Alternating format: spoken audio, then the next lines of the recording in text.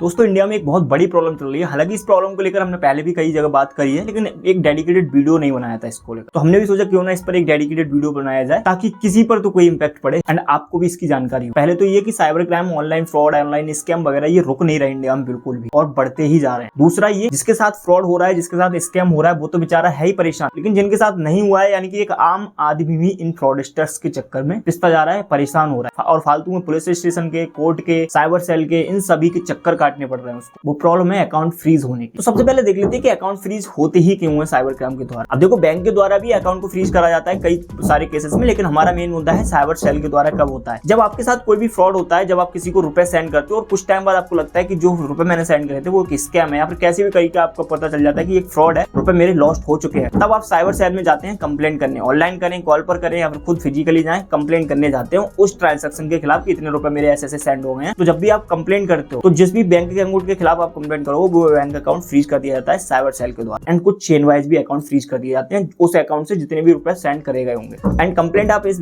उम्मीद पर करते हो ताकि आपका जो अमाउंट गया है वो रिकवर हो पाए। हालांकि रिकवर हो रहा है। अभी जो इंदौर साइबर सेल है उन्होंने लगभग 2,73,00,000 अमाउंट को रिकवर करा है। भाई बहुत बड़ा अमाउंट होता है। तो हाँ, साइबर सेल अच्छा वर्क कर रही है, लेकिन हाँ, इनका प्रोसेस अभी भी बहुत ज्यादा स्लो है। भाई देखो, अकाउंट फ्रीज कब होता है? वैसे तो बहुत सारे केसेस होते हैं अकाउंट फ्रीज होने के, लेकिन इस वीडियो में हमारा क्या मुद्दा है साइबर क्राइम को लेकर, तो उसके रिलेटेड मैं आपको बताता हूँ। मान लो कि आपने किसी से रुपए रिसीव करे एंड उसने उस ट्रांजैक्शन को लेकर, जितने भी रुपए सेंड करे हैं, उन रुपयों को लेकर साइबर क्राइम में कंप्लेंट कर दी, तो साइबर क्राइम वाले आपका अकाउंट फ्रीज कर देंगे। मतलब फ्रीज करने का ये कि आप उस अकाउंट को यूज नहीं कर पाओगे, यानी कि रुपया निकाल नहीं पाओगे, डेबिट फ्रीज हो जाता है, डाल तो सकते हो। अब प्रॉब्लम यहाँ पर ये नहीं है कि उसकी कंप्लेंट के बाद साइबर सेल वालों ने आपका अकाउंट फ्रीज कर दिया। प्रॉब्लम सबसे बड़ी ये है, अब मान लो केवल उसने 300 रुपए सेंड करे, तो उन 300 रुपए के लिए उसने कंप्लेंट करी है साइबर सेल में, ठीक है। तो साइबर सेल वाले क्या कर रहे हैं, पूरा अकाउंट ही फ्रीज कर दे रहे हैं। मतलब 300 रुपए के चक्कर में अगर उसके लाख, 2 लाख, करोड़ रुपए पड़े हैं अकाउंट में, तो वो भी नहीं निकाल पाएगा वो। तो समझ लीजिए कितना बड़ा फ्रस्ट्रेशन होगा उसके माइंड पर, केवल 300 के चक्कर में उसका पूरा अकाउंट बंद पड़ा है। तो ये सबसे बड़ी प्रॉब्लम चल रही है। दूसरी प्रॉब्लम यहाँ पर ये है कि चेन वाइज अकाउंट को फ्रीज करा जाता है साइबर सेल के द्वारा। हालांकि इस चीज को अब काफी कम कर दिया है। चेन वाइज मतलब क्या है? मान लो कि एक फ्रॉडस्टर है, आपके साथ फ्रॉड हो गया, आपने रुपए सेंड कर दिया, तो आप साइबर क्राइम में कंप्लेंट करेंगे उस अकाउंट के खिलाफ, ठीक है। तो उस अकाउंट को फ्रीज तो करेंगे साइबर सेल वाले, लेकिन उस अकाउंट से जितने भी और ट्रांजैक्शन होंगे अदर अकाउंट्स को, तो वो भी फ्रीज कर दिए जाते थे अब तक। लेकिन अब बहुत कम हो गया है, चेन वाइज अकाउंट को फ्रीज नहीं करा जा रहा है। लेकिन चेन वाइज के चक्कर में ये परेशान हो रहे हैं आम आदमी। मान लो कि आज मेरे साथ फ्रॉड हुआ, या फिर मैंने किसी को फ्रॉड करा, मान लो थोड़ी देर को, मान लो मैं ऐसा करता नहीं हूं वैसे, कि मेरे अकाउंट के थ्रू किसी के साथ फ्रॉड किया गया। अब वो जो विक्टिम है वो कंप्लेंट करेगा साइबर सेल में। एंड मैंने क्या किया, मैंने अपनी किसी दुकान पर जाकर कोई सामान परचेस करा। मैं नॉर्मल दुकान की बात कर रहा हूँ। बड़े बड़े स्टोर पर जो QR कोड होते हैं, जैसे कि Amazon, फ्लिपकार्ट पर अगर कोई भी शॉपिंग करते हो अपने अकाउंट के थ्रू, तो वो फ्रीज नहीं होते हैं। तो ऐसे अगर कोई QR कोड वगैरह लगाए तो वहां पर वो फ्रीज नहीं किए जाते हैं। मैं नॉर्मल शॉप की बात कर रहा हूँ, जो UPI वाले QR कोड लगा लेते हैं वो। तो चेन वाइज के चक्कर में उसका अकाउंट भी फ्रीज हो रहा है। तो ऐसे शॉपकीपर बहुत सारे हैं जो कि किसी कस्टमर के द्वारा वो पेमेंट को रिसीव कर लेते हैं एंड उनका अकाउंट फ्रीज हो जाता है और पूरा काम ठप हो जाता है उनका। तो ऐसी प्रॉब्लम्स बहुत ज्यादा चल रही है जो कि साइबर सेल के द्वारा अकाउंट को फ्रीज किया जा रहा है। एंड मैंने जहां तक अपने कमेंट सेक्शन में यहाँ पर जहां तक रिसर्च करी है, चेन वाइज फ्रीज होने का, फिर अकाउंट फ्रीज होने का एक सबसे बड़ा स्कैम में जो हाथ है वो है टेलीग्राम प्रीपेड टास्क का।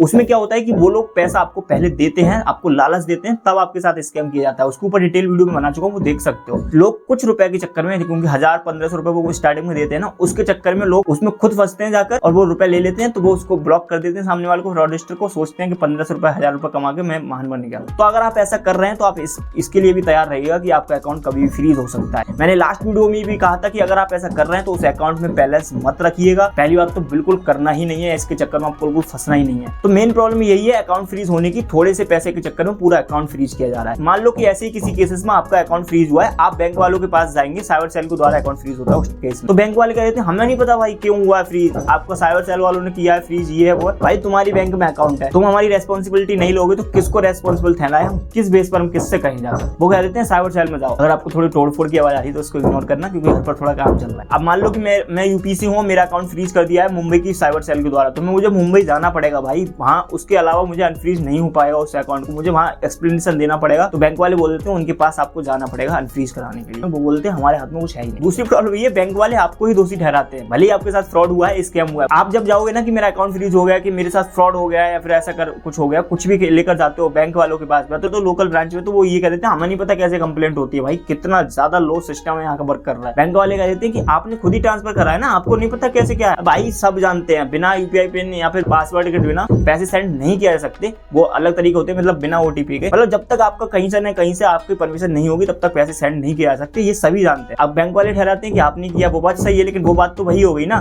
जैसे कि रात में चोर आपके घर में घुसा है और गन पॉइंट पे लेकर आपसे चाबी निकलवा ली तिजोरी की और तिजोरी से चाबी ताला खोलकर निकाल दिए। आप गाँव वाले पड़ोसी वाले ये बोलेंगे तुमने खुद ही चाबी दी थी इसलिए वो चोरी कर लेगा, चाबी नहीं देते तो चोरी नहीं करते। कुछ ऐसी कहानी तो होगी ना सेम। अब फ्रॉड करने वाला हर ट्रिक से करके आपको चकमा देने की कोशिश करता है, तब आपके साथ फ्रॉड होता है। आप उसकी बातों में आए कैसी भी हो, मतलब ट्रिक करके आपको ही तभी पैसे निकालते हैं। तो गन पॉइंट पे चोरी वाला केस और जो फ्रॉड वाला कुछ सिमिलर सा है। तो बैंक वालों को थोड़ी बहुत रेस्पॉन्सिबिलिटी लेनी चाहिए। तो इसके कुछ सॉल्यूशन के ऊपर बात करते हैं। देखो सबसे पहला सॉल्यूशन ये है, जो कि इस पर शायद ये लोग काम भी कर रहे हैं। अगर मान लो किसी ने एक पर्टिकुलर ट्रांजैक्शन को लेकर कोई कंप्लेंट करी है साइबर सेल में, तो उस पर्टिकुलर ट्रांजैक्शन में कितना अमाउंट था उतना अमाउंट ही होल्ड लगाया जाए, ना कि पूरा अकाउंट फ्रीज करा जाए। हालांकि ऐसा अब होने लगा है, लेकिन अभी बहुत ही कम केसेस में ऐसा हो रहा है। तो केवल उतने अमाउंट के लिए ही होल्ड लगाया जाए, ठीक है, पूरा अकाउंट फ्रीज नहीं करा जाए। दूसरा ये चेन वाइज करने से पहले थोड़ी इन्वेस्टिगेशन वगैरह करी जाए, कहां पर क्या करना है क्या नहीं करना है। डायरेक्टली चेन वाइज वाला सिस्टम थोड़ा सही नहीं लगा है, इसका सॉल्यूशन भी उनको कुछ ना कुछ सोचना। अगर आपका अकाउंट फ्रीज हुआ है तो पहले तो आपको बैंक से ही कांटेक्ट करके कैसे भी इसको अनफ्रीज कराने की कोशिश करना है। कई सारे केसेस में बैंक भी हेल्प कर देती है, लेकिन आपको बैंक के पीछे जरूर पड़ना है पहली बार। अगर वहां से कुछ हेल्प नहीं मिलती है तब आपको ये स्टेप्स फॉलो करने हैं। तो साइबर सेल में जाना पड़ेगा आपको। अभी के हाल में जो सॉल्यूशन है वो मैं बता रहा हूँ, जहां से फ्रीज करा गया है जिस भी साइबर सेल से, तो पूरी इंडिया में कहीं से भी हो, वहां आपको जाना पड़ेगा अनफ्रीज कराने के लिए। दूसरा है लीगल एडवाइजर भी आप भेज सकते हो कंसल्टेंसी के द्वारा, मतलब किसी भी कंसल्ट कर लो, कोई वकील वगैरह, उसको आप भेजिए अपने पैसे खर्च करके या फिर कैसे भी करके, वो करा सकता है। इसके अलावा अनफ्रीज कराने के कोई चांस नहीं होते जब से इधर से वो रिपोर्ट है, जो कंप्लेंट है वो